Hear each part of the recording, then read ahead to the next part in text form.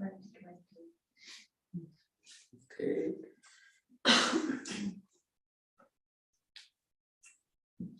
I need to hide my thumb.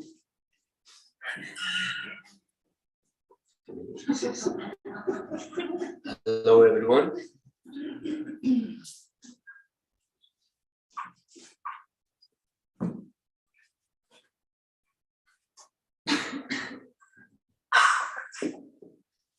Keeping your body still if you can. I think everybody heard it that I have to hide my thumb. It's got cut yesterday or today this morning.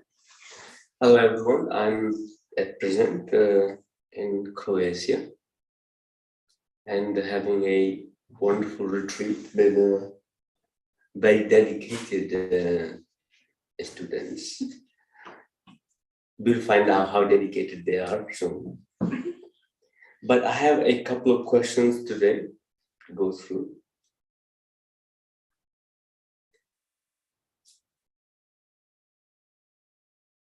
I have one question somebody asked. It was, do I have any advice when one gets food poisoning? This is a very common thing that can happen to anyone if you eat a food that is not clean. Also, is food is based on a meat is likely to get food poisoning.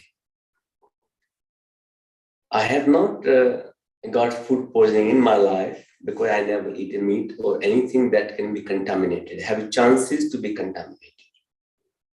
Other one is food is old and is being left outside, but you're so hungry to eat it. Best practice is to prevent getting food poisoning. But somehow if we do manage to get food poisoning, there's a body want to get that poison out of your body or to process it. The simple advice I can give, support your body to throw the food out of your body. You do not want to put that food through your system to give it more toxicity to other parts of your body. So in yogic practice, what we do when we get any discomfort or any food poisoning or even indigestion, never mind the food poisoning. Sometimes, even you're practicing yoga, you may get, due to the temperature change or the eating body not accepting the food because of your dosa balance given circumstances. So we have a practices in yogic technique. It's called a Kunjal Kriya or a Vyagraha Kriya. Kunjal Kriya, you do it regularly, drinking water whenever you have pitta or acidity increased in your body. Also, excess amount of mucus in your body. That need to be done with empty stomach. But we're talking about food poisoning, the food is already in your system and you're going through the process of it. If you ever eaten a food and your body is not agreeing to keep it inside the body, what we do, we take the acidity tablets. It makes sure your body keeps, because you invested money, you invested a time to eat it, and you paid for it. So you want to make sure, doesn't matter how painful it is going to be for your body, you want to keep it in your body. And that's the wrong thing you can do. If your body disagrees and do not want to keep it into your system, I will go drink water as much as I can in one go with the lukewarm, salty water and throw out or throw up basically Do it 2 times, 3 times, till all the bile is out of your body. Once the food your body is having disagreement to, or not liking it, or not able to digest, the best thing you can do, practice a Vyagra Kriya, which is basically describing sometimes the tiger or the cats, they eat the food and then they throw up the food. That is actually name come from it, to clean their system, to get all the fur ball, or even the Vyagra is basically a tiger, not a cat. Your home cat is different, but they don't live in a natural environment anyway, so how do they know? So if you look in a wild forest, that's what tiger does: eat the food, eat the grass, to throw up the food that they have eaten. Or if the food the tiger have eaten is not agreeing to the system, they will not keep it, they will throw up. If you observe even your own dogs, they do the same thing. They don't like it, they throw out the food. So first of all, learn to listen to your body, how your body is responding after eating the food. Don't eat too much food. Make sure you're 25% always hungry. So what we do, we eat as much as we can to the top, and then we drink water on top of it to make sure there is no space left in your stomach. Or sometimes all the way up to the esophagus, is that you have the food comes out back in the throat. And that is an unhealthy habit. So develop a good eating habit. Don't eat food that is not natural or have possibility to be contaminated. Choose a plant-based diet or go vegetarian sattvic diet.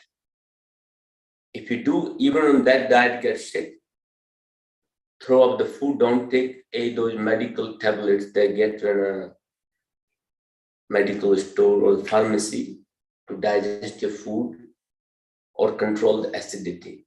If your body is disagreeing, you throw up the food. Support your body, not to fight against the body. So in my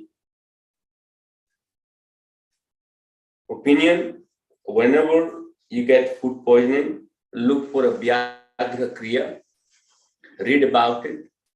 Please do not do it off the internet. Find somebody who knows how to do it. Or you can reach out to me. I have some written, precise description and the process how to do it. Even a video, if you like to watch me throwing up the food. I filmed it once to show how it looked like. I'm very happy to share it, but that doesn't look nice. So, but you can read it and practice it. It can be very useful, but I would not recommend it to just reading it off the internet, but make sure you have a consultation to keep other precautions in mind as well, i.e. if you have ulcer in your body, any circulatory problems, if you suffer from hernia, or if you suffer from spondylitis, if you have any other digestive disorder, please do make sure the person is actually have guided you. Then you can practice it. I have came across a couple of months back. They heard that somebody was doing, I used to teach a yogic detox retreat actually. I have not done since 4 years. Before that, I did regularly every year.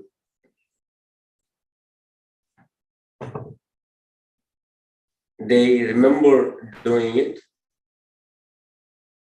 and then heard somebody else doing it, so they read it more on internet and they practiced. They felt bloated for a few days and could not get the water out of the body and get puffy. Water retention can also happen. So you need to know the timing of the practice, precise movement, and the climate in where you are. So your timing of the practice also have to meet the climate in which you are practicing. So any of those Sthula Kriya cleansing, please make sure you find a teacher who can guide you, understand, describe your current circumstances at the time. So if you ever get food poisoning, a lot of things need to be considered. The best one, to make sure you get this out of your body as fast as you can. I have a couple more questions. Somebody asking, Namaste Guru Ji. My age is 25. Thank you for letting me know. Till now, I did not started yoga. Ram Prasad, he's from India. I am started today only. Congratulations. Can I become expert in doing yoga from now if I put effort? What is not possible? Everything is possible. As long as you are not trying to do something that is not doable. When I said word, everything is possible. If you say, can I fly? You can fly, but in the airplane, not by your own body. Because I remember there was somebody from Australia, he threw himself off the roof because he was watching the Peter Pan movie. And then I said, everything is possible. He tried to do it. So end up in hospital. So when I said everything is possible, that is achievable within your sense capacity, using the viveka, ability to discern, all of your sense intelligence, all of your physical intelligence and awareness, keeping your ego in check during what you're trying to practice or trying to achieve. Everything is possible. Ram Prasad, even you started today, you can become an expert in yoga. Absolutely you can. Just make sure you do not fight with it or force yourself. You need to make sure your yoga practice is steady, consistent. You cannot become expert in yoga if you practice yoga for 1 month, 5 hours a day, and then you have a couple of months of break. It's unlikely to become expert. You're likely to strain and injure yourself. Most injuries that happen to yoga is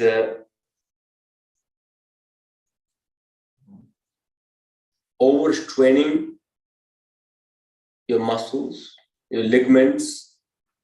You are not a rubber band. Even your rubber band, you stretch it too much, it breaks in the end.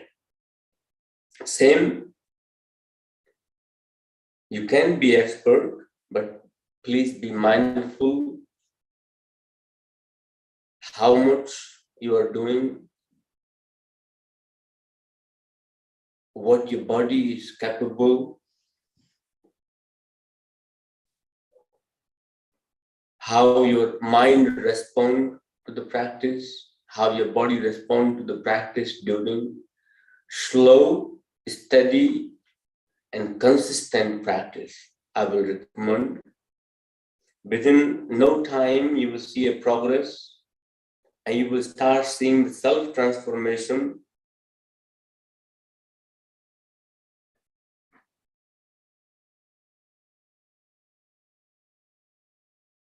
Expert in yoga does not mean how wonderful, how advanced postures you can do.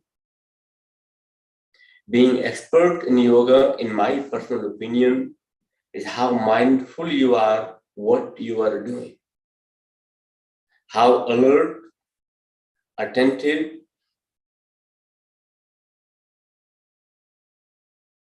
you are, whatever posture you are doing, and anything else that you're doing outside of the practicing of the asanas, how you reacting to the every action that's done towards you by other people, and how your actions are creating the reaction in other people, that is also need to be bare in the mind. So definition of expert in yoga is varies as your consciousness, as your awareness,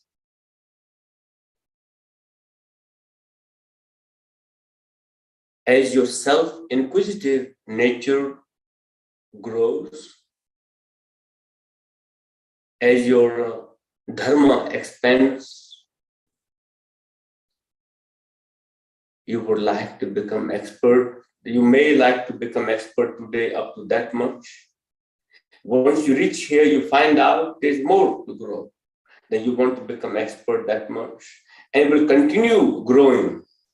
There is no limit to it. That's why you call Anand. There is no end to it.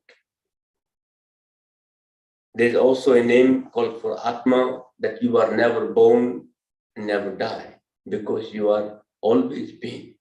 You are infinite. So the being expert will always be limited to the mind. But try to connect with the limitless possibility to your inner nature. Understanding that nature will be the real expert. If you seeing expert being a wonderful poses and amazing people, or praising your own self-ego, that is nothing wrong with that. That is a just expert to a certain capacity. Your expert is not fixed. It will continue growing. Make sure you do not get disappointed. Once you reach to the landmark that you have created in your mind, if that landmark or the lamppost move further away once you arrive there, that is also a possibility. I remember myself, I thought I was the best yoga teacher, and how arrogant I was. I witnessed those things later.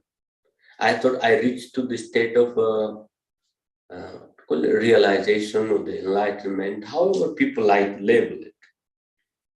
And even I went to my Guru Ji, I asked him, I'm basically made it to my absolutely top realization. He said, very good, that is a very good pride and loss of ego in there. So it was my first visit to London. I went back. I said, I don't like people. He said, there's lots of judgment there. You have a theoretical understanding, but have you actually implemented?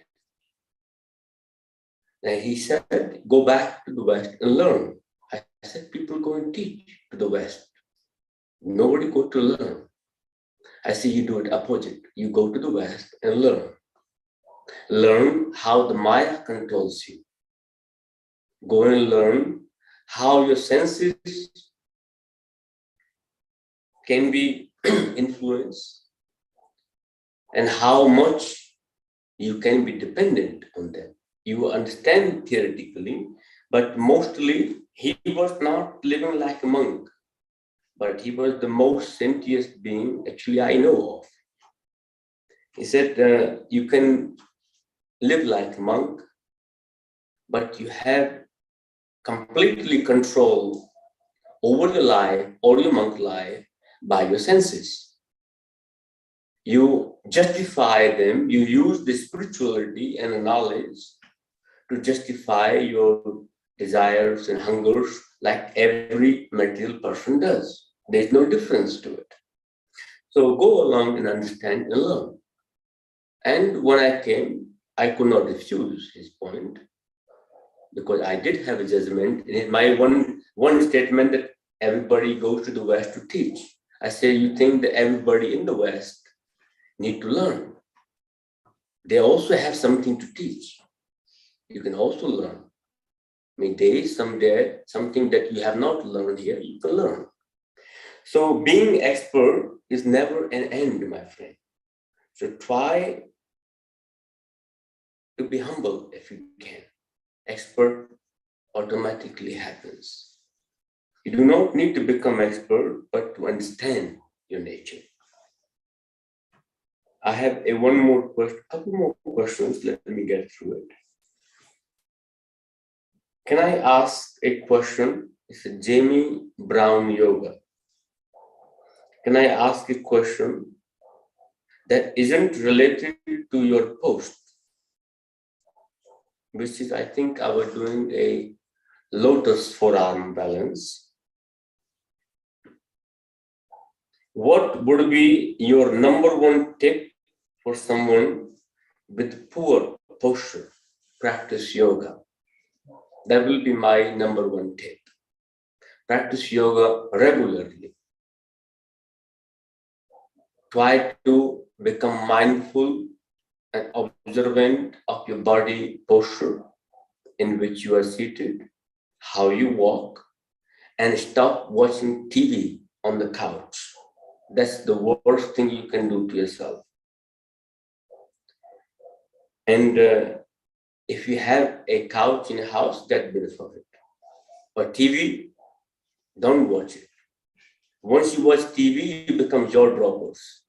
And you become completely stuck to the TV. You have no awareness of your body at all. That will be the first advice. Second advice, practice yoga regularly.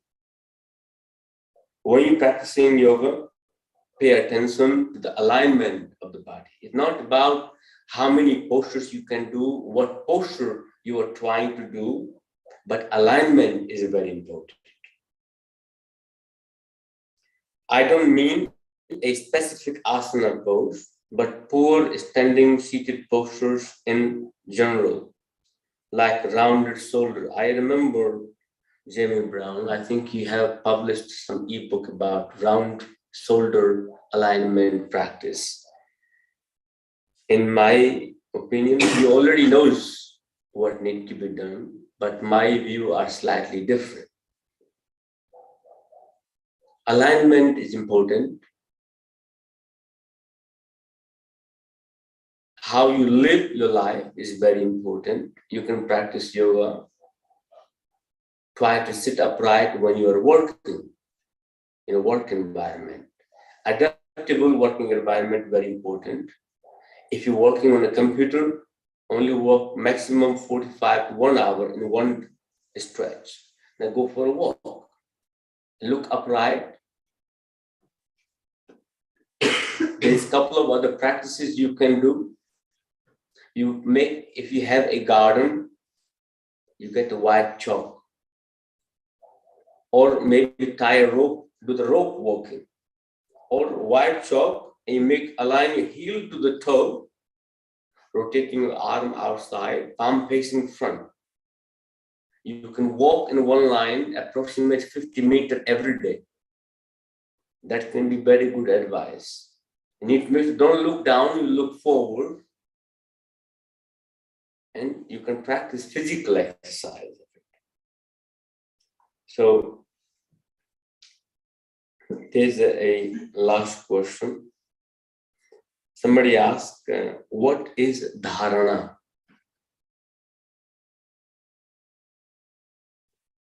Is the one of the limb of Patanjali Yoga Sutra. We have yama, niyama, asana, pranayam,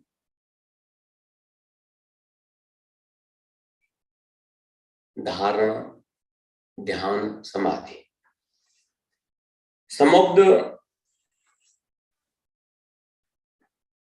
if you're practicing yam and niyam, those are for very tamasic people. When your nature is very tamasic, including asana, is also for tamasic people. Once you come to the pranayam, comes a bit more rajasic nature. And dharana is also for them. Once your awareness reaches to your dhyana, which is meditative and samadhi, means you have reached to the sattvic nature. And pretty much, majority of the people you find is the excess amount of tamas is in the body. Reason, why do you need to remind somebody to be cleanness? And one of the yama niyamas, saucha, is there, means cleanliness. Who does need to practice cleanliness? Because if your nature is tamas, you need to practice cleanliness. Cleanliness, people take it. I see some of the yogis in yoga practice, they want to make sure their clothes are absolutely clean. The living environment is absolutely clean. That is important part. But Patanjali did not really worry about your clothes. Patanjali did not worry about your living circumstances. That is, even the dog sits on the floor, he makes sure the floor is clean.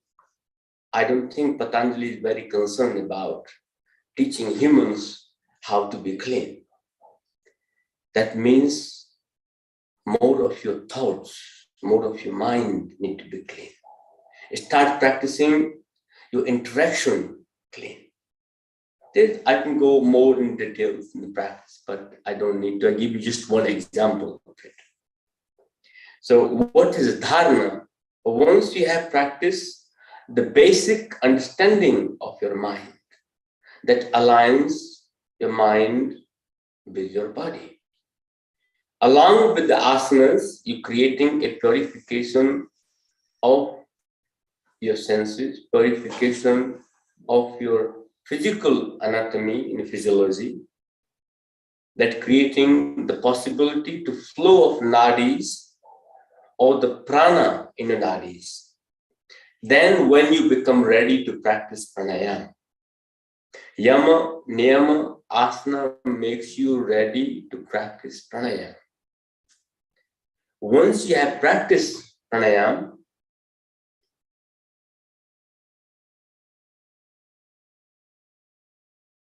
your senses are more aligned. You become aware how your senses react when there's a lot of energy flow to happen through the senses.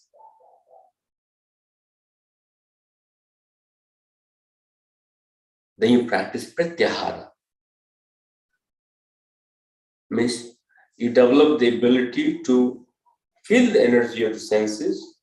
Don't control it. Everybody tells you to control of your senses. Meaning of pratyahara is not control of your senses. Pritya means the required ahara is the food. Your senses need certain level of food. In order to food that you eat, your eyes have ability to see, your nose have ability to smell, your skin have ability to sensation, your ears have ability to hear. That is also a food of your senses. Once you have practiced yama, niyama, asana, pranayama, you arrive to the stage of pratyahara. You understanding the energy of your senses. Now you can feel the desire of the sense. Your senses is still receiving the information, but you are choosing not to react to it. That is a state of pratyahara. It's not control. As long as you are controlling, you are investing your energy and effort into that sense. the energy of that sense. You can choose to participate or not participate. That is a pratyahara. Once you reach to that stage, it becomes a dharana. You become concentrated. You become completely, can drop your awareness at one focal point. You become totally aware of your mind. That's basically called mindfulness equals dharana, equals concentration. So Pallavi, your question was, what is a dharana? Any process, you have three: subject, object, and a process, the verb, the kriya.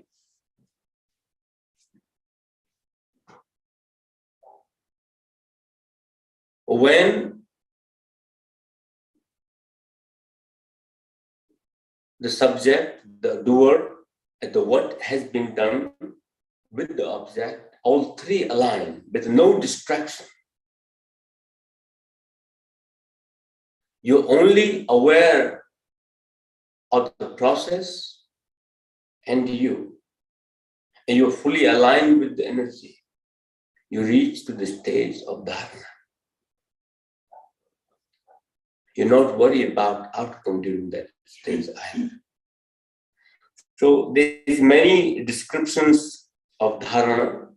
Many people have description of dharana. But this is my personal opinion of dharana. I have one question. Antapan, how to earn money spiritually? I mean, using spiritual knowledge, how to earn money. You need to find an economist, my friend.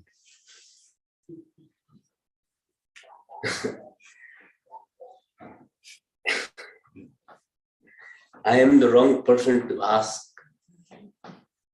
answer that question. Or how to earn money, just do work. Does not make difference that you are spiritual or material. Being spiritual is your personal growth. Being spiritual is your personal growth. Earning money is your material growth. If your aim is to earn money, why you want to be spiritual?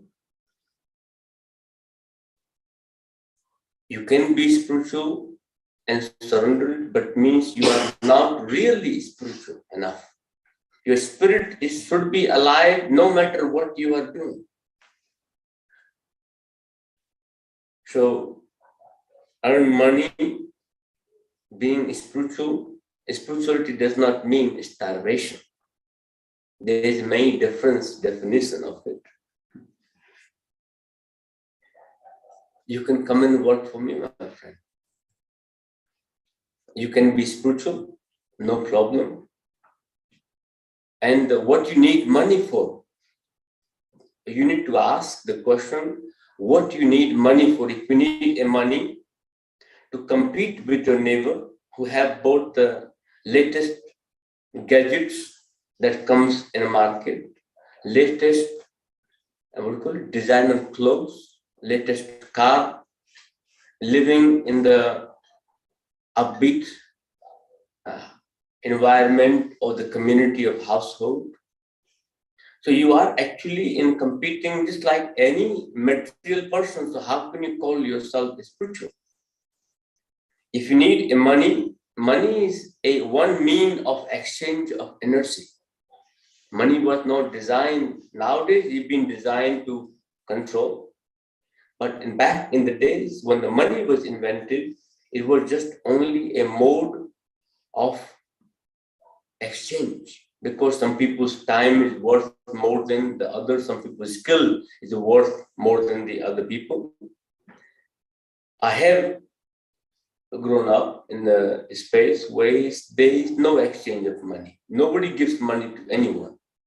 When I grew up, certain time of it, I lived in ashram. I cooked for 40, 50 people every day. I have never got paid. But I had food, I have a place to stay. They paid my fee when I need to go to university.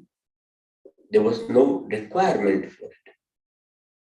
So how to earn a money through the spiritual practices? Just be spiritual. That is your real wealth. That is your money. And I can assure you, if you are a real spiritual person, you will not have a problem with money. There will be many people. I give you an example. I had no money when I was flying to my first flight. I was going to teach somewhere. I had no money. But a very dear friend of mine from Israel, he said, I have some spare money. I don't know what to do with it. I said, I'm flying to teach somewhere. I don't have money. He buy me a ticket. Money comes. Depends if your intention are spiritual or your decoration is spiritual. They're two separate things. So I have a last question today. It is a big topic, somebody asked. I think I might even have touched a little bit parts on it. Could you please talk about interaction of senses and the mind? And what is our role in that process? I think previously I was talking about Dharana. Your senses and mind and your role. Let your senses to be as they are. Start watching them. Your role from as a Jnana Yogi, when you watch something is happening, you are not participating, basically simply witnessing. Not witnessing your sense enjoying or doing the action. If you can bring the witnessing during the process of what your sense is doing, you're doing a meditation. That's what actually happened. Or whatever desire or urge comes, you simply witness that process. That is come from the Jnana Yogi point of view. If you take it from Bhakta Yogi or the Bhakta Yoga practitioners, using all of your senses as much as you can to being kind, compassionate, loving, and serving. Everything that you do is done for higher purpose through your senses. That's your role, using your senses. It's all depend the path you are on. So maybe we can talk more about of them next week. And I think that will be enough for today. Thank you, everyone. And if you have questions, please do reach out.